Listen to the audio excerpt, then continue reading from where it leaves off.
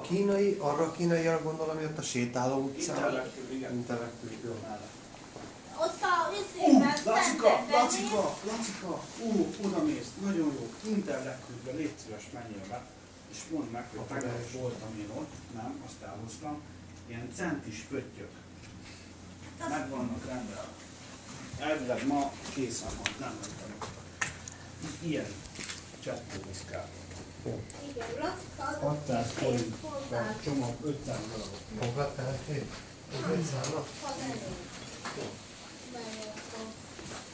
Tessék.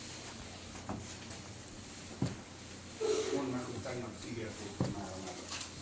Csak igyekezzél, mert elájulok, olyan éhes vagyok. Ha már ott van már. Jöjjesz még.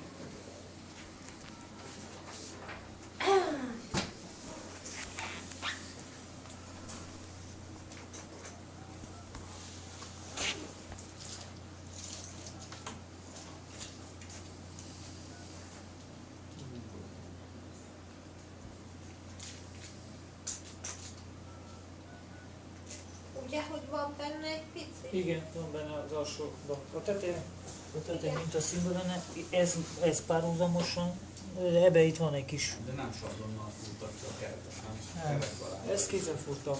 Azt mondtam, hogy kézzel furtam. Te is akkor nem mert, hogy pont az van ott elől? De nem, mert még akkor ráadásul még... Nem, attól ugyanígy ez alul. Ja, most elhozták a jöttél vagyok. És neten találtam a weboldalukat, hogy ilyen autók kozmetikával foglalkoznak. És ha jól látom, a 17. kerületben a Citroen szalonnál is van ilyen szalon